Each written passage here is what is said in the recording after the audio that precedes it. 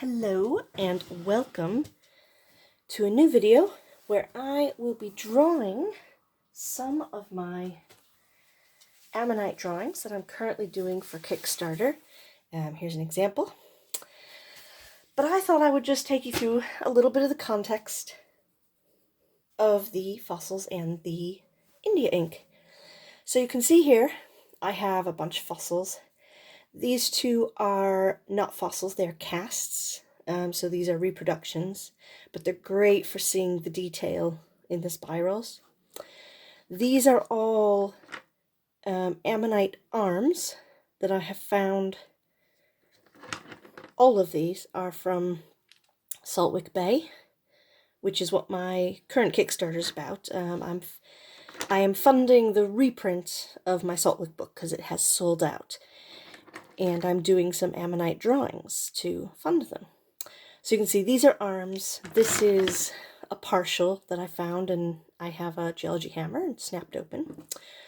This is a slightly larger one. This is a negative fossil. So the fossilized bit of ammonite has come out on the positive side over here, so it opened, and this is the negative that it left. I had the positive. I think I sent it to someone in another project. And when I draw these, the idea is I want to get the basic information in my drawing to express that it's an ammonite without being a really realistic drawn ammonite. So what I find works for me with that is getting, first of all, the sort of the main shape. So this mass, a round mass. Even if it's a partial, you have this kind of mass of shape and darkness. And then after that, it sort of comes down to these patterns on the fossil. So you have two things. You have the septa, which are the divisions that as the nautiloid grows, it grows in segments. And the other thing is, of course, the spiral. Now, often I find just having a bit of spiral on the outside or the tight spiral in the middle is enough to make it clear what the drawing's about. So that is how I abstract. I take a real object, a real landscape, and I try and find the minimum elements needed to express what that object was. So I'm going to put these aside for a minute. Now, I paint these, I'll put them there, they're pretty, with India ink. So what I have is Winsor & Newton India ink today. I put it in a little dish like this. I also have what I call the mid-tone rinse pot, so this can be good if I just want a grey wash on. And then I also have a proper clear water cleaning pot. And of course, using Chinese brushes, and you sort of want some paper or tissue to blot on. So these are natural hair Chinese brushes I'm using. Now, this is khadi paper, which I use for the actual ammonite drawings. You can see it's actually quite thick. This is a handmade cotton rag paper. It has the deckled edges from where it's been hand set. This is made in India. It's not handmade by me. This is the size I'm actually working on.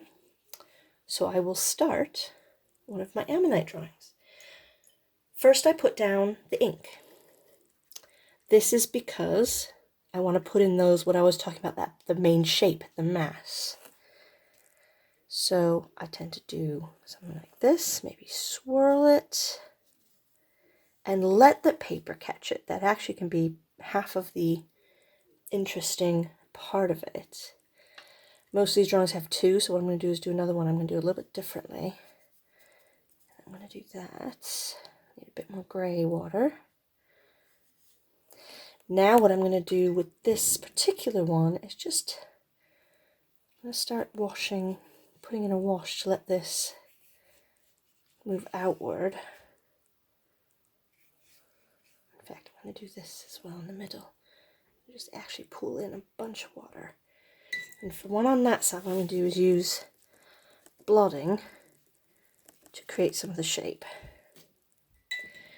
And I'm going to let this one wash in as well. You can see how it stays wet because this is such thick paper. It takes it some time to really get in there. And it gives you time to work the ink. Now, India ink isn't waterproof anyway, so you can sort of re-wet it to an extent. But at some point it will, too much will be absorbed in the paper and it'll dry up. So I might stick with that. And I can keep going into this. I could let it dry in between, or I can just keep adding on. So what I'm going to do is add on some nice kind of line work into this one, but soften it up. I'm all about the, might soften up on the outside edge. I'm all about the finding ways to loosen the effects. I know these have run into each other and that's fine, so what I'm going to do is actually let that, I'm going to go with it. So I will let that one dry. So I have a few here that I made a little earlier, and I thought I quite like this one for the next step. So the next step is pencils. And what I have is my carbon pencil, the lumograph, and then just a Derwent 2B. And now that I have the mass in, the main shape, I'm going for those details that start defining what an ammonite is. Septa or swirls. I tend to start with septa. I think this comes from me. The woman who taught me to paint always taught me not to paint edges, not to paint lines of edges of things, which I've done here. Oh. So what I kind of like to do sometimes is take the idea of the septa and put those in. In fact, I'm going to use the carbon pencil so they're nice and dark. And I put those in, and that starts defining an edge without me painting an actual edge. And I also play with these septa, so while they might usually do that, I might mix it up, because just literally for artistic effect, it can be nice to change the lines, put in lines that aren't realistic, but I still get to work with this idea. Now I might start thinking about the twirls here. So I might just start thinking about maybe where this spiral is going. So it could be on this one that what's happened is it's going outward, even though that's not really necessarily what's happened here. Back to the 2B. Now what I'll do is I'll try and work on both of them. So I'm going to come over to this one. And what I'm seeing here is kind of, I have a ring here. So what I might do is make this, wrong pencil, make this that real inner spiral that comes out. You know, play with the width of what the septa would be as they come out this way. Maybe just enough to sort of hint at that spiral shape. A few here. And you can see what would have what would happen is if this were an ammonite, it would get bigger and bigger. So you're talking about kind of a final septa that ends maybe here. Maybe depending on, you know, how we find the fossil, as it were. And so I might put those in as a nice little effect. Now what I'm trying to do is play with, I've got the line from this one coming over, and yet this interrupts it, but I like that interruption. There's one thing I'm missing. I'll be right back. What I was missing is a grey pencil, a grey coloured pencil, because that will draw over some of this quite nicely. And let me put in so sort of center to that spiral by going over the ink. It's subtle, but it can be seen. I actually think this one is almost done. The simplicity I really like. I do want to do something a bit silly here, which is I want to take scepter from this one and sort of bring it over here a bit, which scientifically makes no sense, but I like the visual of it, this kind of merging of shapes. I'm also not happy with this really strict line there, so what I'm going to do is I think take a few more over and just, I know I'm not softening the line, but what I'm doing is softening the effect by adding more overlapping lines. Yeah, and I like that. I like it just breaks it up a bit. Inked up with you is still wet. So the next little cheat is hairdryer.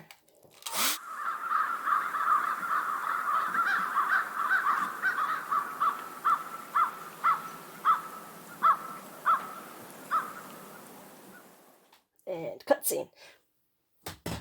So I've blown a bit around. You may have noticed me using the pencil to guide the water. So I just was very lightly sort of letting it get some sort of hook on the pencil, and it lets me control it a little bit, just so it just doesn't go just anywhere. That's just, it's actually the surface tension of the water, sort of, this can pull it, which is quite nice. So we'll just do a second quick one here. And so in this one where I did the ink with you, obviously I left in a really nice clear ammonite. So what I think I'm going to do is actually play with this area first and let it define what I do with this a bit more.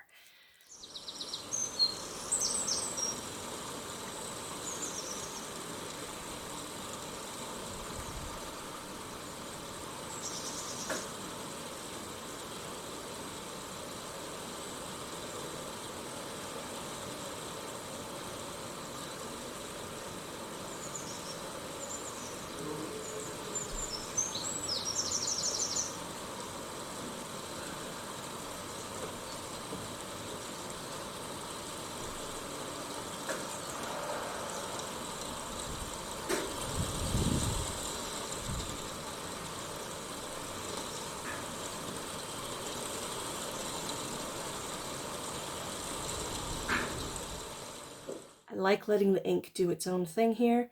I've put in enough of the septa to give it that idea of the ammonite.